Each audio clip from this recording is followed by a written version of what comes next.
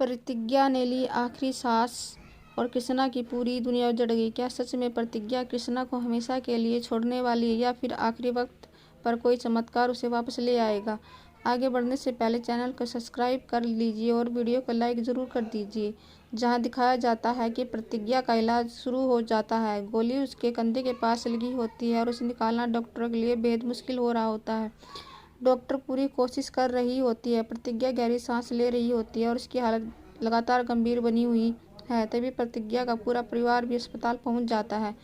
Professor साहब कृष्णा के पास आते हैं और पूछते हैं, बेटा क्या बात है, तुम इस तरह परेशान क्यों हो? प्रतिज्ञा को क्या हुआ है? तुम उसे अस्पताल क्यों लेकर आए हो?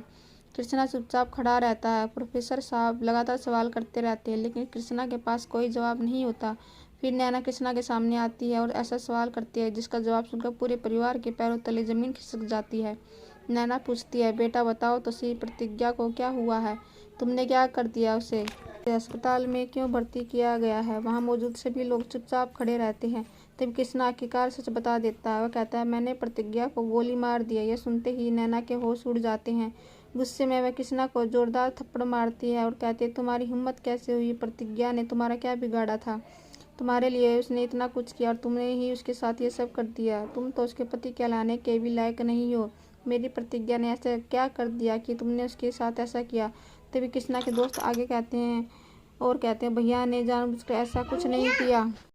राधे के साथ उनका सामना हुआ था और तभी उनके सामने प्रतिज्ञा आ गई। है सब गलती से हुआ है। कृष्णा के दोस्त और परिवार के लोग नैना को पूरी बात समझाने लगते हैं लेकिन नैना का गुस्सा और दर्द कम नहीं होता। वह कृष्णा से कहती है, तुमने मेरी प्रतिज्ञा को अस्पताल पहुंचा दिया। तुमने उसके साथ ऐसा क्यों किया? नैना पूरी तरह टूट चुकी होती है और वही खड़े खड़े रोने लगती है। तभी ठुकराइन अपने बेटे के पास आती है और कहती है, मेरे बाबा ने जानबूझकर कुछ नहीं किया। मेरा बाबा तो प्रतिज्ञा से प्यार करता है। लेकिन अब कृष्णा खुद अपनी गलती के बोझ के नीचे दब चुका है और उसकी हालत देखकर हर कोई भावुक हो जाता है।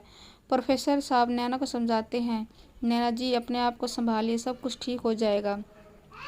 नैना को पास की बेंच पर बैठाया जाता है। तभी कृष्णा अपनी माँ के पास आता है और कहता है, माँ आप मुझे कितना भी मार लीजिए लेकिन मुझे बस इतना बता दीजिए कि प्रतिज्ञा ठीक हो जाएगी ना? उसे कुछ होगा तो नहीं? मैं प्रतिज्ञा से बहुत प्यार करता हूँ। मैंने जानबूझकर कुछ नहीं किया।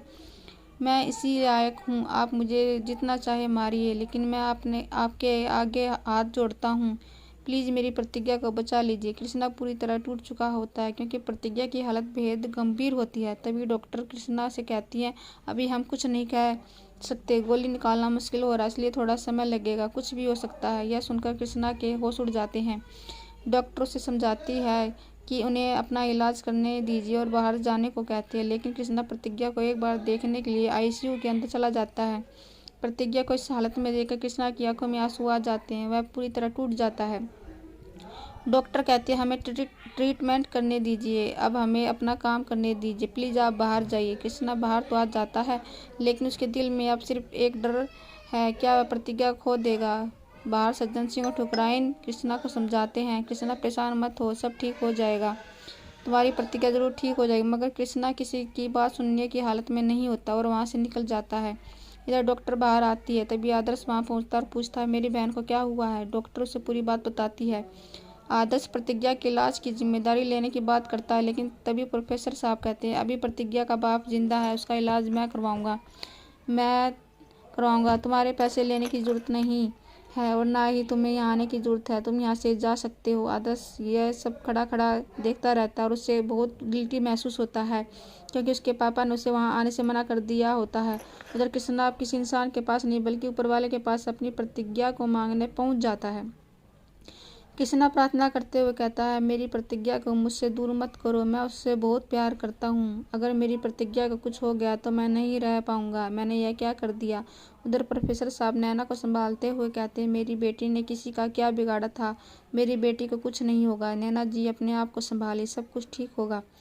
बी कहती है, हाँ सब कुछ ठीक होगा। तभी डॉक्टर बाहर आती है। पूरे परिवार की नज़रें डॉक्टर पर टिक जाती है। अब डॉक्टर जो कहने वाली है वही तय करेगा कि प्रतिज्ञा की ज़िंदगी किस तरफ जाएगी। डॉक्टर कहती है, ऑपरेशन सफल हुआ लेकिन जब तक प्रतिज्ञा को होश नहीं आता तब तक हम कुछ नहीं कह सकते। यह सुनते ही पूरा परिवार सन्न रह जाता है। किसी को समझ नहीं आता कि अब आगे क्या होगा। डॉक्टर कहती है, सब अब सुबह इंतज़ार करना होगा।